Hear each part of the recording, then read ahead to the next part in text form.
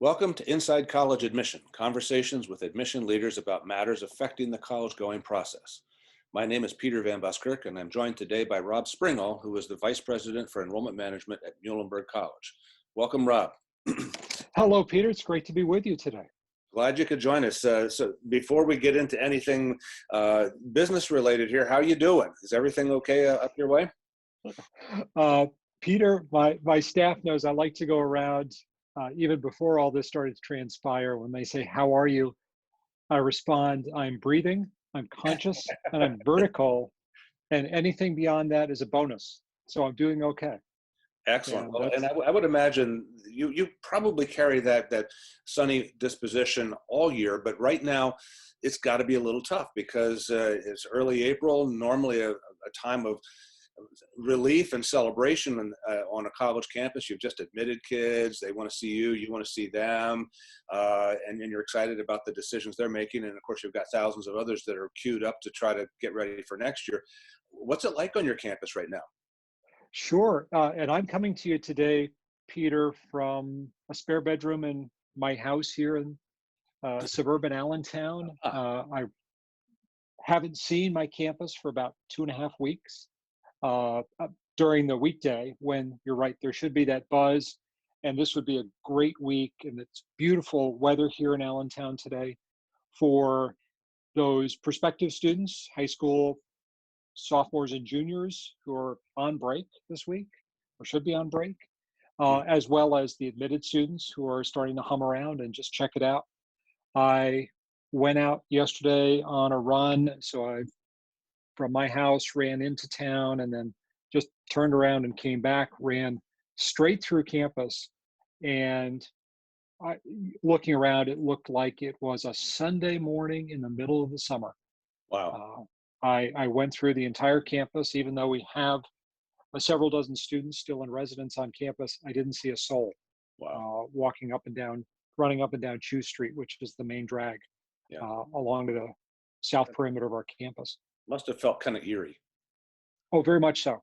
Very much so. There were other parts of Allentown that had some action and people driving around in the streets, but as you go from downtown Allentown into what we call the west end of Allentown, where the Muhlenberg campus is, there were about 2 or 3 blocks before I got to the perimeter of campus where I noticed I literally saw nobody. Uh, and I was several blocks beyond campus before I saw other humans again. This has So, got to be really challenging because in your work, you're a people person and you rely on that energy you get from the people around you. And then to be absent that has got to be frustrating. it is to not be around the buzz of students. And in my role, I don't get to spend as much one-on-one time with prospective or current students as I used to. But I love that my office is literally on the first floor in the main administration building on campus. So if we've got a lively day in terms of visitors, I may not see them from where I'm sitting, but if my door is open, You can hear it. I can hear and feel the buzz without having to be in the middle of it. And of course, one of my greatest pleasures is also working with the great team I have in admissions and financial aid and my colleagues around campus. I I have a great view out my back window in the office of literally the comings and goings as people come in the morning and leave at night. And yeah, I've had none of that Very for little escape. almost 3 weeks. Yeah. Well, as the last couple, 3 months have unfolded, how has your campus responded? I would imagine there was first the sort of sensitivity that was brought to you about the looming possibility here. And then as things went from looming possibility to reality, I suspect your spring break was different, especially for your faculty, et cetera. But can you kind of give us a quick sense of how decision-making occurred on your campus as the pandemic evolved? It absolutely, and it was very odd and very sudden. Muhlenberg, for several mundane reasons, had a very early spring break this year, the first full week of March. So much earlier than, I should say a week to be fair, a week or two before Sure. most of the places we compare ourselves with. Mhm. And so when those students went away on break, we had started to talk about it within the senior team, what would happen uh, towards preparing for an influx. And to be honest, when we thought influx, we were talking about numbers you could still count on your fingers and toes, Hmm. potential cases, potential impact. So our students came back from spring break, probably not suspecting that life was going to change significantly. And that was on a Monday. We had a group of counselors come to campus Tuesday night. And at dinner Tuesday night, I had to share with them that even though students just arrived back from break, we were going to tell them on Friday or I'm sorry, we were going to tell them the next morning that on Friday they should pack up the essentials and plan to go home through Easter. Hmm.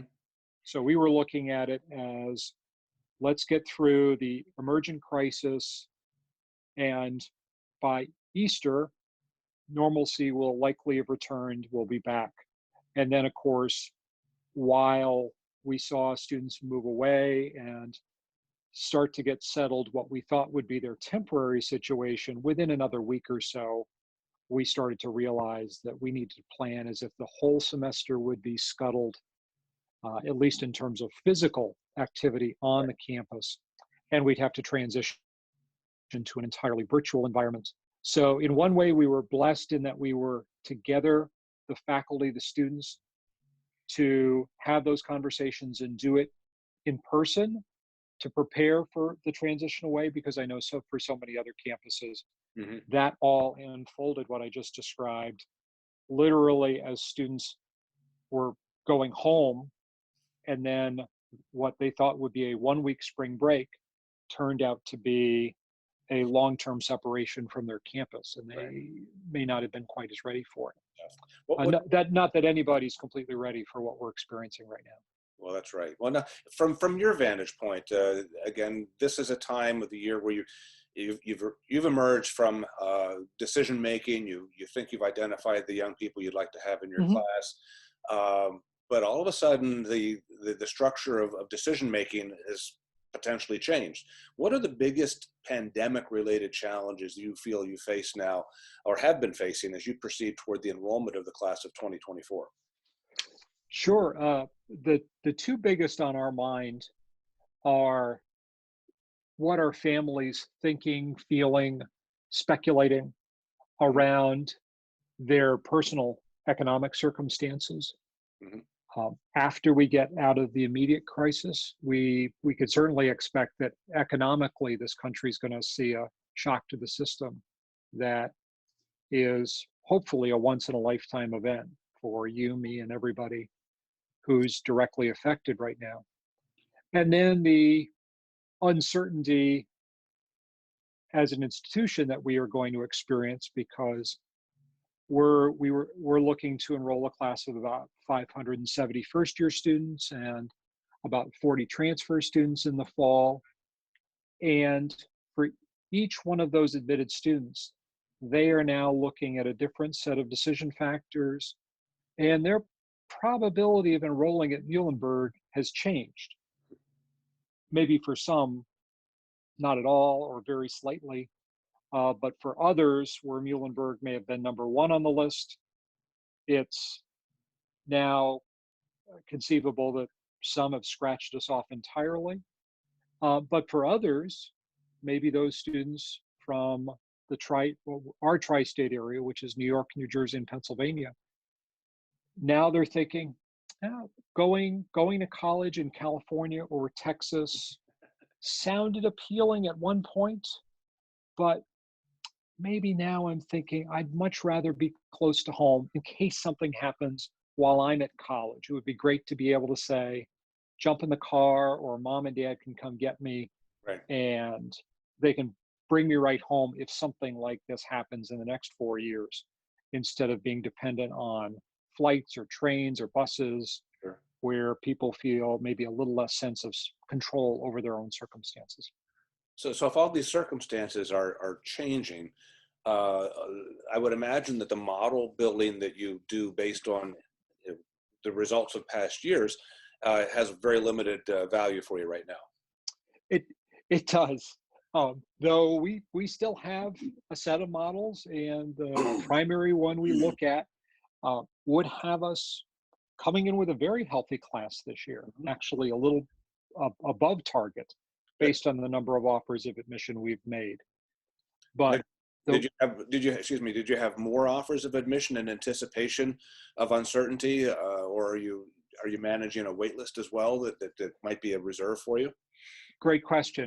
We actually anticipated that even as we were starting to see just the initial hints of the crisis coming, we were still in the final decision phase for regular decision. Hmm. And between that and some decisions, Peter, we'd already made, we said, well, let's assume that the wait list is not going to be a big help in our ability to enroll the class. In other words, maybe going back to maybe what we would have used the wait list for 10 or 20 years ago as really a safety valve to say, well, let's top up the class if we need to, but there may also be other years where the wait list Hmm. is not utilized because our classes are full. Hmm. So our philosophy going in was, instead of waiting for students to say yes or no, then going to the wait list, let's look at those students now. And if we can make an offer, and what we've done is slightly increase our risk of over enrolling, we might think that's in August a small price to pay. And it looks like it'll be a very small price to pay Have, if have we're you, over enrolled. okay, well, that makes sense. Now, have you made any accommodation with regard to enrollment deadline? Typically, the May 1 candidate reply date has stood as a marker that we all look toward as kind of wrapping up the class. Has that, some schools have extended that a little bit, some Mhm. schools have changed their enrollment deposit a little bit. Have you made any changes there? We have we when we started to hear the national conversation about national within our profession. I know lots of folks who may be listening don't realize of the several fora in our work where professionals exchange good ideas. But the accept group uh, was very influential in our thinking uh, as they started to show more and more to our profession that schools were taking it seriously, that May 1st is not sacrosanct. And we did move along with, I think it's about a group of 300 right now, Hmm. to a June 1st deadline. And we recognize we may have students who need to extend beyond that. Sure. Uh, but we are also, for students who are ready, our typical, what we call June advising, or that initial stage of academic advising and academic introduction, that is going to go on in a virtual environment in early June. So for the students who are ready, they're going to be able to start really envisioning what their Muhlenberg schedule is going to look like for this fall. Sure. Now, a lot of your students, probably all of them, had or come from families that had a pretty concrete sense of what the cost and affordability situation was going to be like for them going into this process. Mhm. As recently, maybe as middle of January. Right. But what they thought to be true then has changed pretty dramatically. Are you starting to see or hear any concern from families, appeals of financial aid, or we know that we didn't look like we needed financial aid then, but we need it now because we've lost the business? Uh, Well, can you print money? How's this going to work for you? sure, sure. It's two prongs in the approach. Hmm. Uh, One, and I'm really proud of how well the team has rallied around all the things that we had to move from physical events to virtual events. Hmm. But one of the ones, matter of fact, the first event that we knew we needed to replicate, Peter, in this move from on on campus yield events and open houses and those revisit days, is a phenomenon that I've seen at all the schools I've worked at, but is keen here at Muhlenberg for us to reestablished, which is the long line of families who may wait upwards of an hour, perhaps, at our signature yield event, which we call Through the Red Doors. The families may wait over an hour just to talk to somebody in financial aid for 5 to 10 minutes. Hmm. And so the very first thing we did, and it's already in place, is we replicated that experience. The ability for admitted students and their families to talk with a financial aid counselor one-to-one over the next several weeks. We put that online a little over a week ago, 40 time slots. And within the first couple of days, all 40 time slots were full. Oh my. So our first response was making sure that if families did have those financial concerns you're speaking about, that they had an opportunity to talk one-to-one, because an FAQ or a web page is not going to necessarily address with any level of specificity what happens if the job I'm in changes my hours, uh, cuts my availability for work, Hmm. lays me off, furloughs me. Right. Uh, and we don't necessarily have answers to those questions until those life events happen. But I think they appreciate hearing firsthand from the folks in our financial aid team who actually are going to be there when those life events happen, to say, here's what's going to transpire. Here's what we need. Here's when we need it. Here's what we are going to be able to do broadly. And then as we get more and more certainty about your situation in the future, here's how we're going to start talking about the specific details on your ability to afford Muhlenberg going forward. Well, and it sounds like in just about every circumstance here, what you and your colleagues have done is tried to provide outreach to families that helps them understand that you will do what you can to make this possible for them. That you realize that there's a new circumstance that could become a huge barrier, and you're doing whatever you can to remove that barrier. Absolutely, absolutely. Always been one of Muhlenberg's signature strengths is when people need to hear, I can help. I don't know what the answer is right now, but I can help. That's one thing Muhlenberg has always done historically very well, and I'm glad to be part of it. Excellent. Now, with regard to those admitted students who would otherwise be scrambling around your campus, just getting to feel at home during the month of April, how are you able to now give them the simulated campus experience, because they can't be there? Absolutely. Hmm. We've, a- as have many of our uh, peer institutions, we've taken as much as we can and put it in into the cloud. Uh, I'm looking at a schedule right now of about a dozen and a half webinars and panels that are going to be available for our admitted students between now and the end of April, that would have some of them been done at that big signature event I Yes. mentioned a minute ago. But a couple of things, for example, we're planning a webinar on student faculty mentorship, just to give a few of our faculty and students the opportunity to tell their firsthand story, because we can't duplicate each and every individual conversation that might happen at that Through the Red Doors event, but we can certainly give people a taste of what it would have been like. And then I had mentioned the financial aid appointments. Our counselors in admissions are also doing one-to-one appointments. They're answering emails and going on Instagram and uh, Twitter, and the Facebook group for the class of incoming class is already very active. So we're trying to be in as many different places as we can be.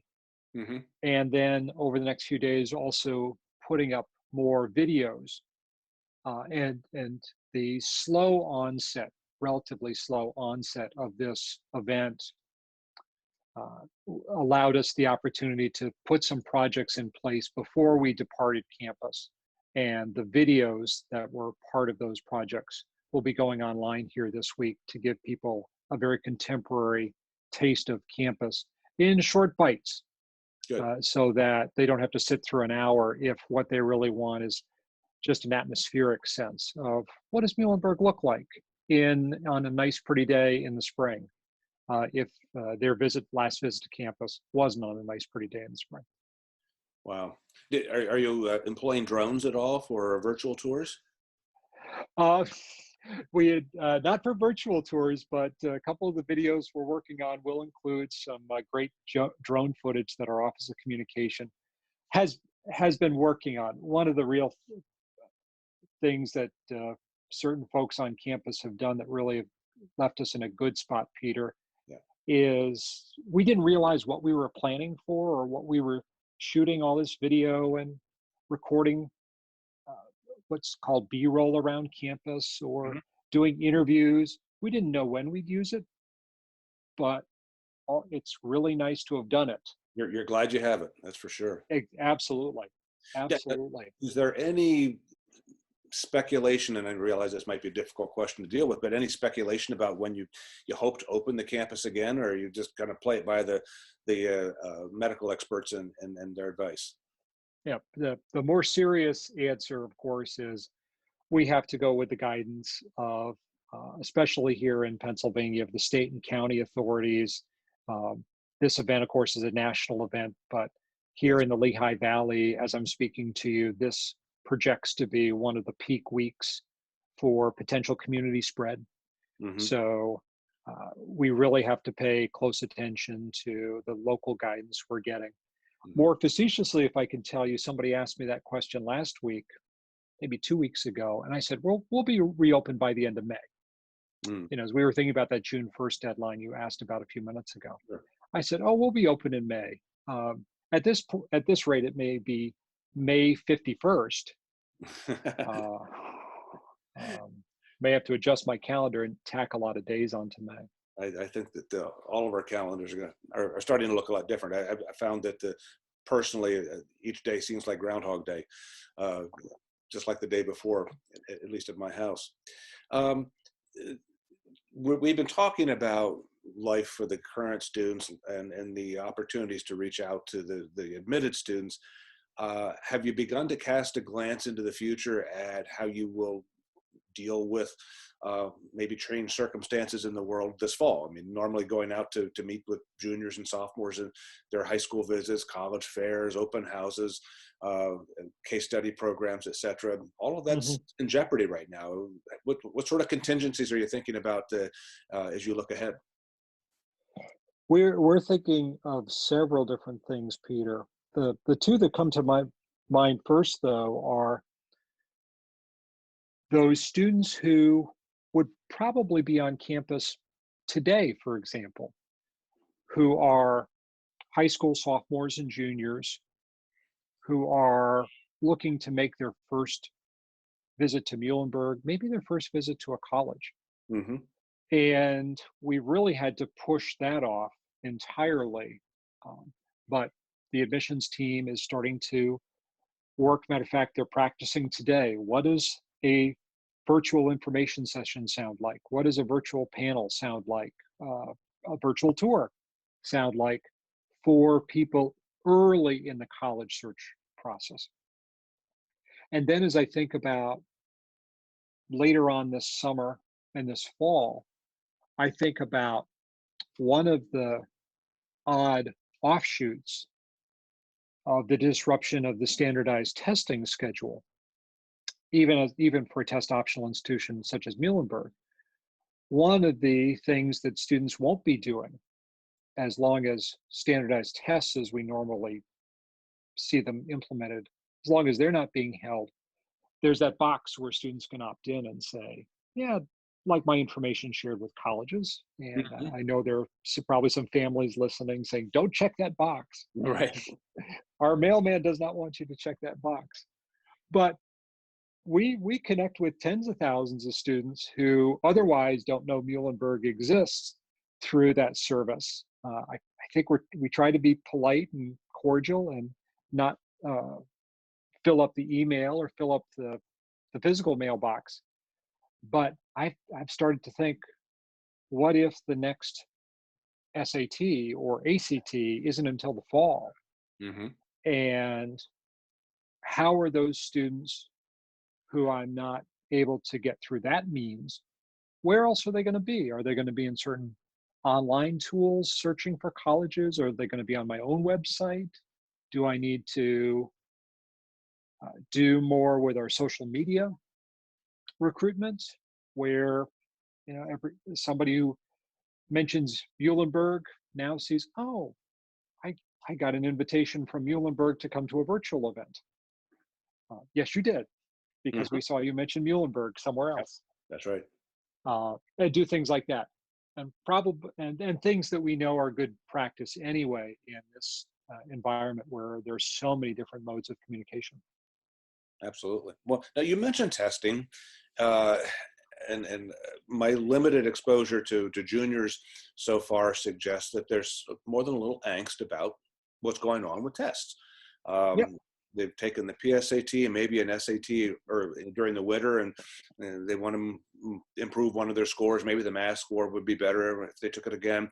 But now the spring exam opportunities are gone, and there's some question Right. about when they might take the test again. Is Muhlenberg offering any accommodation for students who might otherwise find that their testing profile has been compromised by a shortened schedule here? Absolutely. Well, we're proud at Muhlenberg to be one of those institutions that looked at the test optional movement before most other colleges knew it existed. Hmm. Muhlenberg's been a test optional institution since 1996.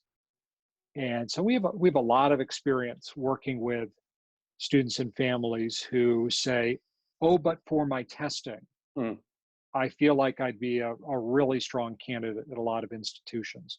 Mm-hmm. So in a way, I'm really glad to see several colleges over the last few weeks uh, come into the test optional universe. Um, it's a big party. The more, the merrier. But I also know with a lot of confidence that I can talk to a family and my team can talk to families and say, we got you. We know what you're saying when you're concerned that you didn't have the normal prep, you didn't have the normal opportunity to take a test over and over, or that maybe you were one of those students who said, I really don't know if I'm an ACT student or an SAT student until I take both of them Right. and really see which test fits with the way I manage my time and how I express myself in a standardized environment, if that's really expressing oneself. But what we've also done over the last couple of years is take a closer look at our merit scholarship programs. And for several years, even though we were test optional, our merit programs really were still dependent in part on testing results. But a couple of years ago, we said, that doesn't sync. Being a test optional institution for admission should mean that you're a test optional institution for all of the process of being considered for admission, financial aid, and programs at Muhlenberg.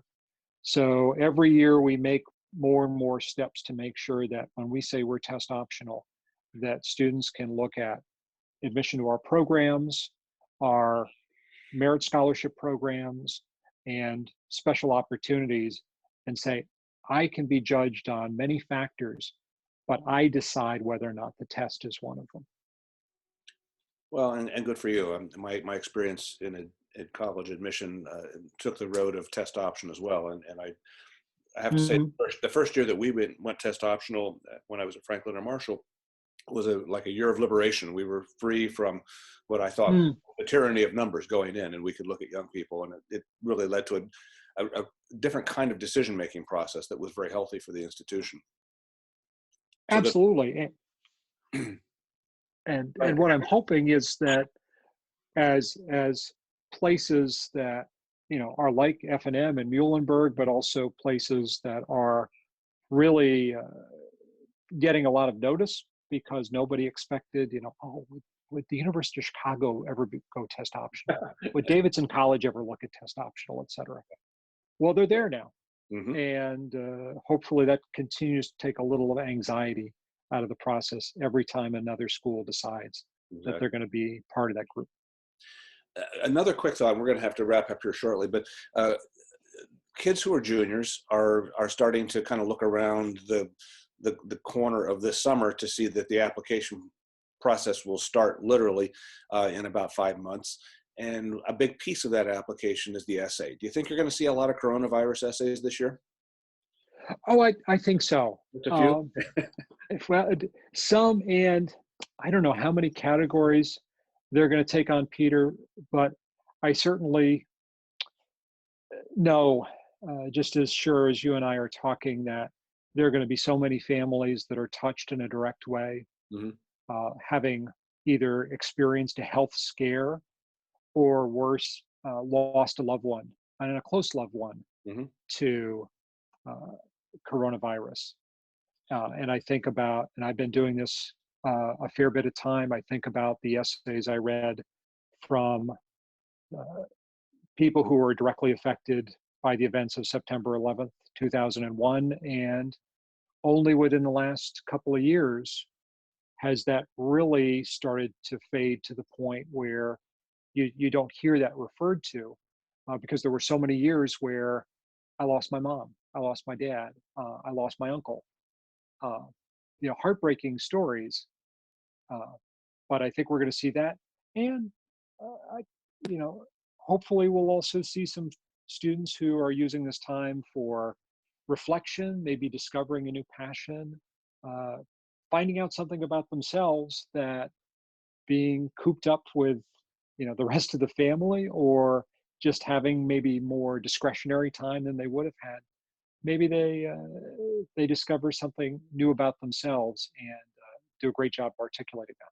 Well, and I think you expressed that very well. A lot of times students will respond to a situation like this and they'll say, well, I got to write about coronavirus, but everybody else is going to do that. So that's probably not a good idea. But it sounds to me what you're saying is that as long as you find the uniqueness of your own personal circumstance and how this affected you, the student, that the context of coronavirus is not a negative thing if you develop it in a personal way. Right, right. It's as it always is, Peter. It's an excellent point. It's about using that essay as the opportunity to tell your story, and it may sound mundane to you, but if it's a story that is yours and you can connect me as the reader from, this is what happened, here's how it affected me, and here's how I'm going to make a change, no matter how small, in how I think about a topic, how I approach the world, how I treat other people. If that's connected back to a personal experience, it's okay that if it's a topic that everybody else Sure. has addressed, because sometimes the what may seem like a very mundane story is not so mundane if you're the only person who's ever experienced it. Well, exactly, exactly. And those great thoughts. I really appreciate that. And one more thing I want to touch base on here, and that is, let's suppose you do have an opportunity randomly to, excuse me, talk with a 17-year-old who is approaching the senior year of high school, bewildered by what's going on in the world and concerned about how to connect with the college admission process. What advice would you give that 17-year-old who's approaching the college admission process? Couple of thoughts. First, remember that we're all in this together. Uh, so if they're feeling a sense of loss, bewilderment, um, recognize that and say that's okay. I should feel a little out of sorts right now because all of the milestone events I expected in the last few weeks of high school are probably canceled or postponed. Everything from the AP exams to prom to a traditional graduation ceremony. So take a minute and say, it's okay. I don't understand it right now, but that's okay. Everybody's experiencing a sense of loss and change. There'll be a tomorrow. And yep, that's going to, of course, leak into your thinking when you're thinking about the future and college. The other thing, and I try to do this whenever I get the opportunity to speak with families more generally about the process and the process at Muhlenberg, is remember that there are a handful of steps that take you from high school junior to being a successful first year student on a campus. And most of those are still under your control. Where you're looking, where you apply, and where you go. So maybe the four questions, only one of those is out of your ultimate control, which is where you get in. But if you say, what am I doing to really think about where I'm looking? What's important to me? What's out there? And you have the internet, you have great resources. Take advantage of those. Um, where you're applying, well, just remember that that decision, if you're a high school junior right now in the first week of April, that decision's still a few months off. Right now, it's about gathering information and making yourself an informed consumer of that information. And where you're going and where you're going to get in, park that decision off for a few months, because until you figure out where you're looking, what's important to you, and where you're going to apply, where you're going next fall is a moot point right now. And I find if you, as a student, if you think about these things, not obsessively, but a little bit every week, uh, you can start to break down what seems like an insurmountable process into smaller chunks that might be more manageable on a weekly basis if you spend an hour or two researching colleges or just finding out more about your options. Good stuff. Live in the day and believe in yourself, and things will That's work. it. Absolutely. Before we sign off, is there a website or a resource that you'd like folks to know about, Rob, where they can learn a little bit more about how Muhlenberg is moving forward in the midst of the coronavirus crisis, a place where they can get information? Absolutely. Best source on Muhlenberg is always muhlenberg.edu, and that's muhlenberg.edu. And it's Muhlenberg. We are the mules, so that's always the way to remember how to pronounce the name. If you go to that website, muhlenberg.edu/admissions, you'll find out about what my great colleagues in the admissions office are doing. If you go to muhlenberg.edu/visit, you'll see all the visit options that we're planning out, even the virtual ones, Hmm. as we start getting ready for summer and fall visits, in regardless of what manner we're going to have them. And Exactly. hopefully we'll see everybody on campus in the near future. Wow. Well, I want to thank you very much for taking some time out of your day, and I suspect your day has become a collection of Zoom meetings. But uh, it's been great to get your thoughts about where we are with this uh, crisis right now, and how it's affecting the institution for which you work and the students who are interested in Muhlenberg College. But thank you again for your time. For those who've been listening in, I hope that this has been a useful experience for you, and that you'll take advantage of the muhlenberg.edu website that Rob referenced. Again, thanks everybody. Until the next time, be safe and have a great day.